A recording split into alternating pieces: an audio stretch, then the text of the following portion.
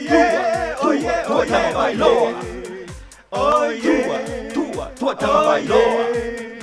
Oh yeah, Tua Tagovailoa. Oh yeah, Tua Tagovailoa. Tua Tagovailoa. Imua. Tua Tagovailoa. Oh yeah, Tua Tagovailoa. Oh yeah, Tua Tagovailoa. Oh yeah, Tua Tagovailoa. Oh yeah, oh yeah.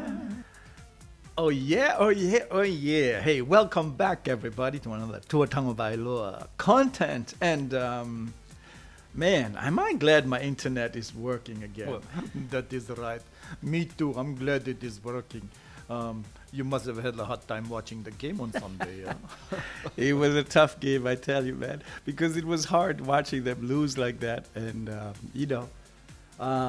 tough to take. And all the dream for a playoff spot just went down the drain. And, as the night went through, man, I was trying to watch all the other games. Yeah, me too.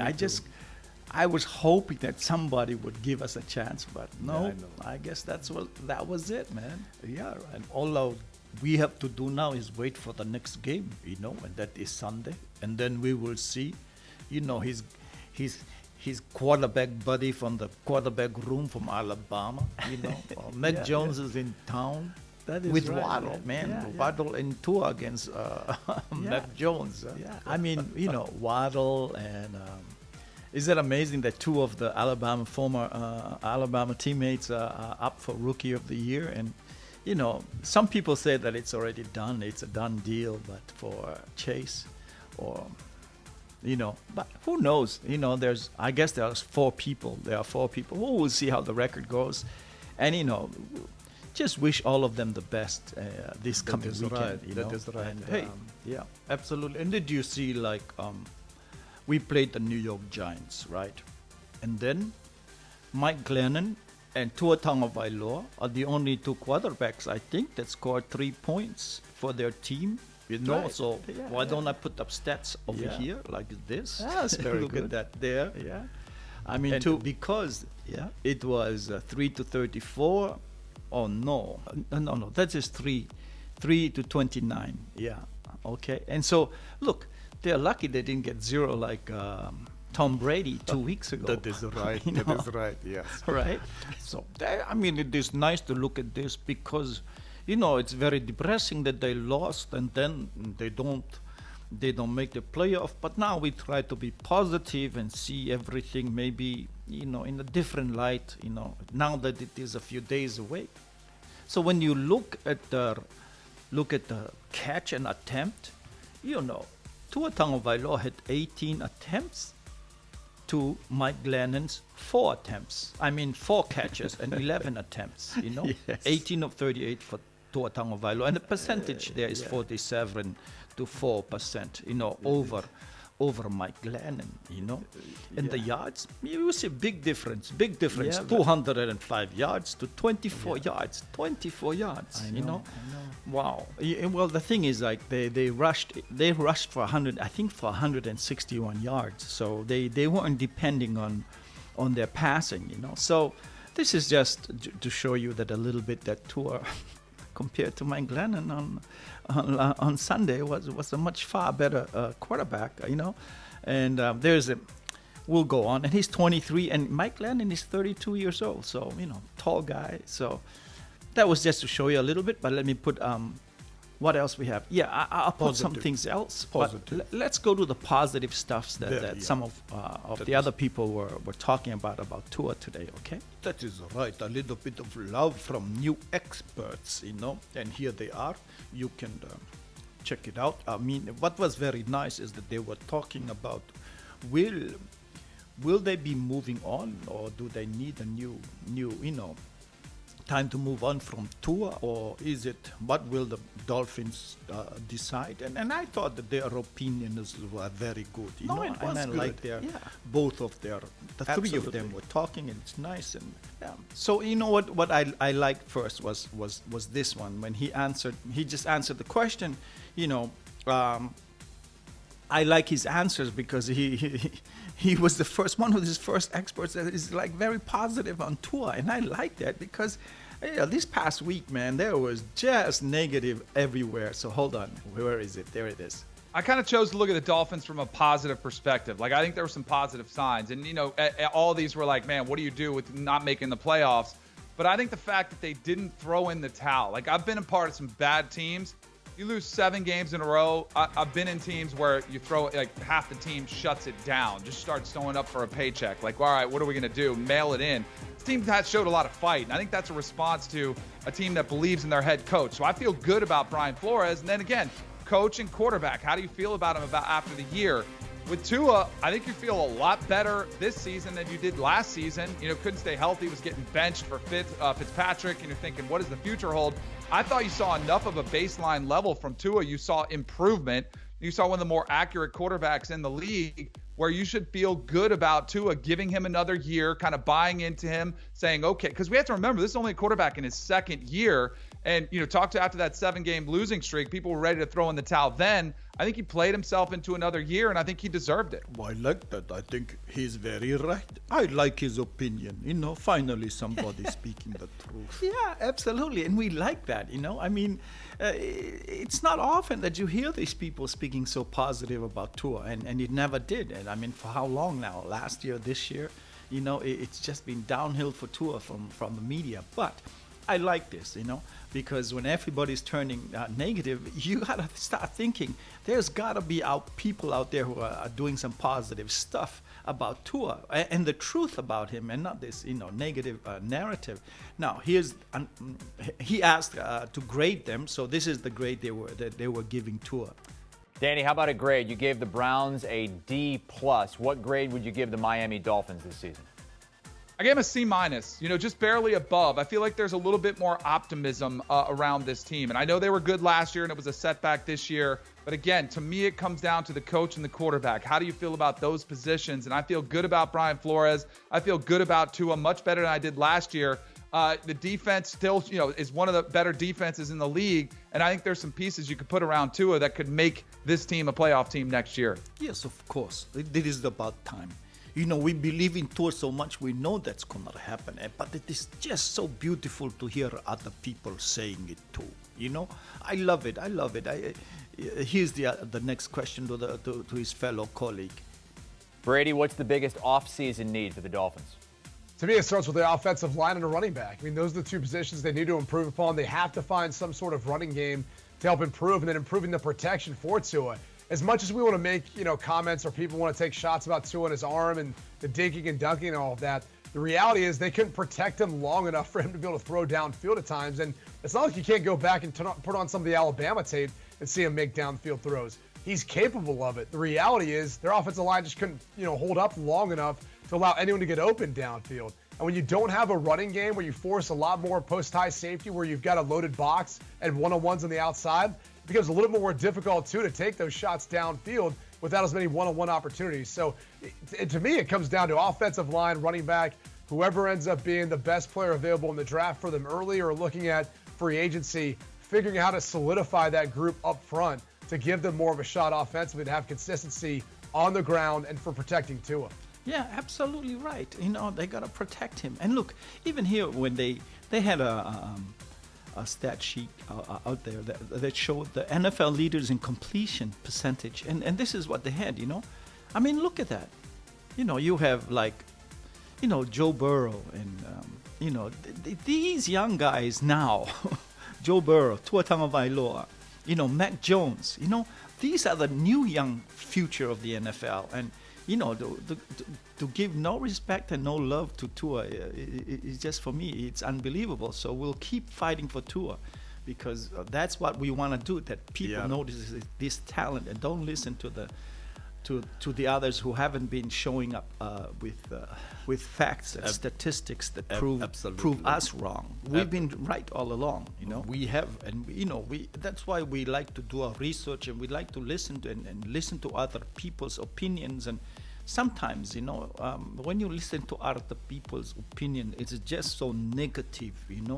It's so negative, and it's not true. And then what do? But you have to look for more positive things present the case for Tua, and show what he can do and show what statistics are showing how good he is. But he's very it's good, hard. man. It's almost like a losing battle. It isn't is it? a losing battle, but we are not giving up because, just like this last week's game, and then after it was over and we knew it was, when they lost, but just the things that came out was so bad, and everybody who probably wrote an article and was waiting for 7 weeks to put it out, finally they lost and they could put out the negative stuff. Everybody writing bad column and bad article, finally, but they are putting it out, I had to laugh because that is for me a very long time, for 7 weeks to be waiting for Tua to lose. And it was tough because they were playing in cold weather, and sometimes I'm wondering, like, it's just Miami is so warm. Don't they ever have like winter like uniforms? Did anyone ever plan for this game to wear something warm? But they never did. And for me, it was surprising because when you look at the two teams that went north to play, they both lost. I mean, Jacksonville went over to Mac Jones and they got their their behind kicked from there, but the score was ridiculous. But when you looked at the teams, on how ill prepared they are to go into the winter games, and I was thinking, the weather and everything, because it said it was gonna not only rain, but they had pieces of ice falling while it was raining, sleet, and I'm thinking, wow, this is gonna be a tough game. For me, it is tough to go outside and play. Look at the short sleeves, everything. And I'm also was thinking, why don't they have some kind of winter things that warm? A coat is okay. Here is Tua is wearing a coat, but where is the head warmer? He had one in New York, but man, Tua. But no, I was thinking the same, but it wasn't just that. It was just the whole team. Like when you look at teams like in New England, they were prepared for that weather. So when you look at the team like from Tennessee, you saw a lot of the guys had like had something on their arms, on both their arms. Like a long sleeves, something that covers all the way up to where to cover up their hands. To just keep it warm.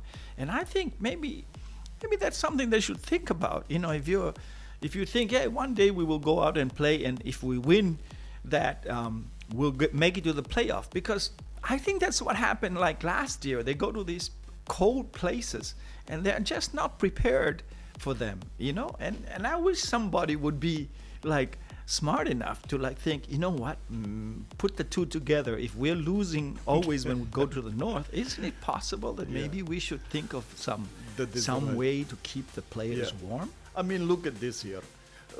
Look at the two teams we are talking about, the Miami teams here. You mean the Florida teams? Well, yeah, look at that. I mean, it is obvious when you're looking at the score. I mean, losing 3-34. And then you see Trevor Lawrence going to New England and losing 10-50. I mean, that tells you something that, of course we're the other two teams are really good, better than us, and at least on Sunday. But do you know what I mean? Yeah, absolutely. I mean, when you look at it like that, but it was just the way the game was. It was very hard to play. I mean, and that's the thing that my thing was about. Why didn't they prepare for that? And then maybe Tua should learn how to use gloves. Maybe it's a thought. Because it is very difficult when the ball is covered with ice and rain and water, slippery and cold. I mean, that is a recipe for disaster. I think just that is you're absolutely right. And then when you, and if you can have some kind of, I mean, that makes sense, because one game means a lot, even for last year with Buffalo and this year, and I hope that they think about that for the future, because you gotta be like well prepared. And here's something they were talking about the weather a little bit, with the quarterback whisperer. Yeah, no, I think obviously the weather is when you have a wet ball, when it's windy, weather is going to affect how you throw the football. But the thing is, it's the same for both sides. Both teams have to deal with the elements, and obviously the more experience of throwing, the cold, wet games.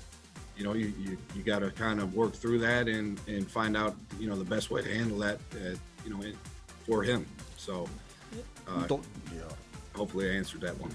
Totally understand what he meant, but I also must look at the players. When you look at most of the players that are living in this area in Tennessee, or if you're when you look at New England Patriots, if you look at them, what they are wearing for such weather, it's a lot of them were wearing something to cover up everything, like we talked about earlier, to keep them warm. And I think that is something that they have to think about when you go to a place, like especially now if it's raining, and it's ice also, that is also very different, Well, they talked about like how they were practicing in the element, like in South Florida. But I think it's a little different in South Florida. It doesn't, in South Florida, you don't have rain that falling with pieces of ice falling down on it, So, and that is so cold that they're just not used to it. And I think that, I don't know, you should freeze the ball and play the air condition. But, here's the answer. Like he answered one of the questions about that. And this is what he said. You have a lot of experience throwing in the rain, playing in South Florida. With how we practice outside and throughout the summer, throughout training camp, coach would put us in those elements.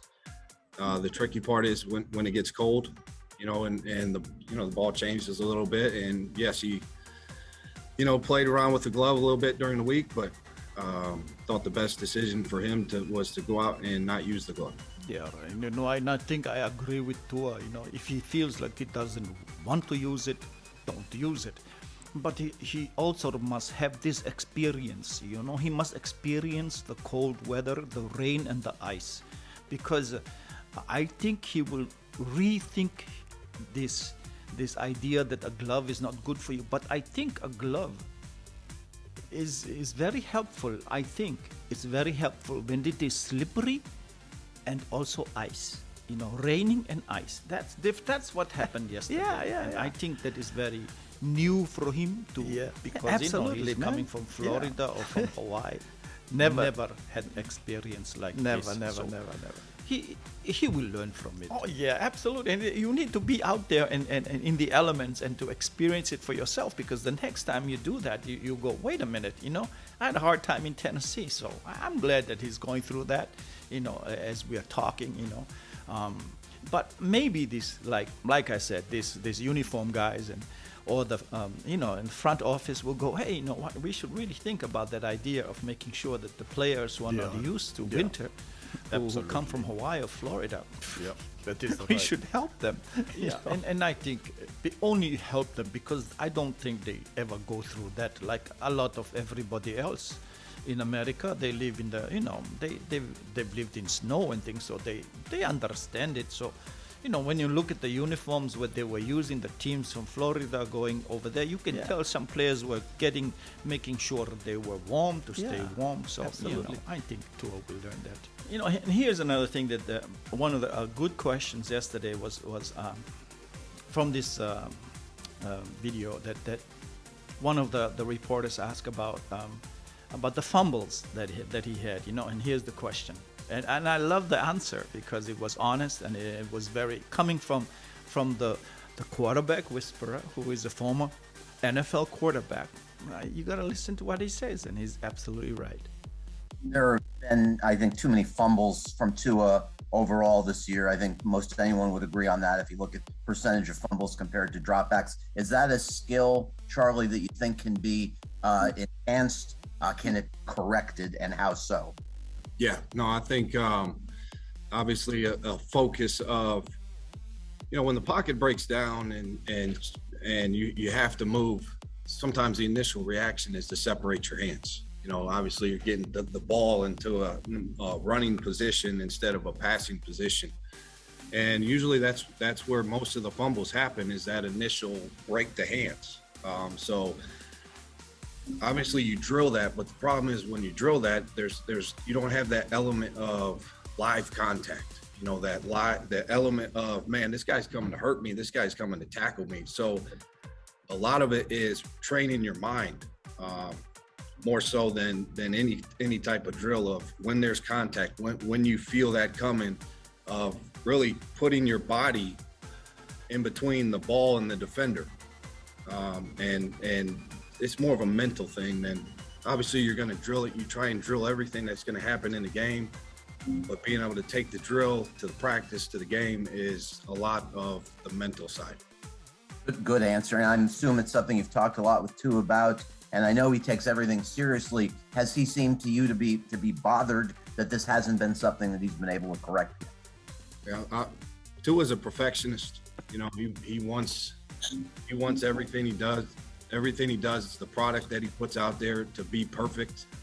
So as far as the preparation standpoint, leaving no stone unturned is his approach, is our approach of trying to think of everything that could happen, will happen, talk through it, drill it. So he's relentless and how he prepares for things that are going to come up in the game.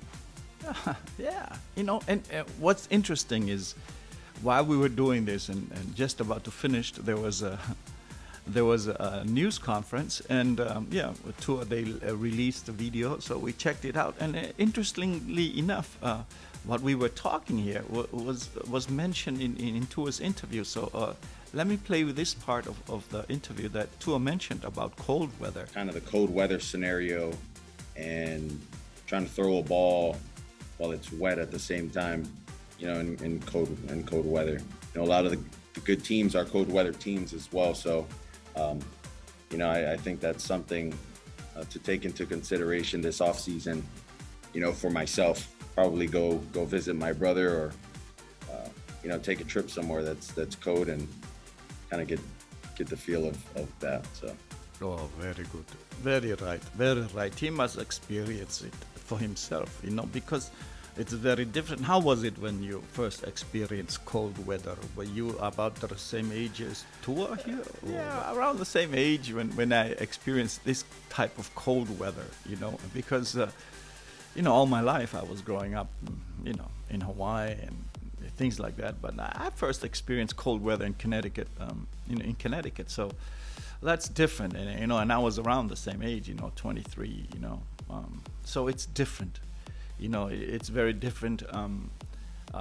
You don't experience that, so I'm glad that he's experiencing it now. So and I love the fact that we were talking about this before he came out in the conference and news conference and mentioned it too. So I think it's helpful because people help me. They told me what to wear, what's this, and being outside and how to survive that, what kind of shoes what kind of gloves you have to wear, and all different types of gloves, because you think gloves, no, they have lots of different gloves for winter. So that is right. I'm glad he's experiencing that. And, very, very glad he's very open to that. And I think that is what Charlie Frye said. Tua is coachable, and he's really waiting to learn things, and continue. So his ceiling is always very high, that's how good this guy is. He's a perfectionist, and he will do that, and I'm glad that he's willing to go visit his brother and then learn about the snow, about cold weather with everything. I think it's wonderful experience. Yeah, absolutely. I've had that last week. Yeah, and what I really like is that he mentioned that, and and he's looking forward to learning and always perfecting his talent. And there was a question about, because we know there's one more game left and everybody's talking about the trade. again, it's coming up, and then you know what? His answer and the question was very nice, and I think I really liked the question, but I also even liked his answer better because it said something very special. The other thing I wanted to ask you, when the trade deadline came and went, it obviously meant these last 2 months of the season were yours.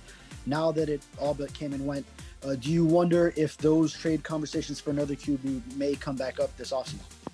No, and I'm not worried about that. If it comes up, it comes up. If it doesn't, it doesn't. Yeah, so you see, he's at peace with it, and so you know this whole future thing is. I'm gonna make more videos about it, but sorry it took so long here to make these because we just had Wi-Fi problem, but now it's hopefully solved, and we'll try to post this out. And again, you know, thank you and sorry for the delay. Thanks for joining us, and hope to see you again. Yeah, take care and be safe out there. Take it easy, everybody. Oh yeah, oh yeah, oh yeah, Tagovailoa. Oh yeah, Tua Tua Tagovailoa.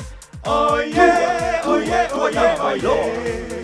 Oh yeah, Tua Tua Tagovailoa. Tua Tua Tua Tagovailoa.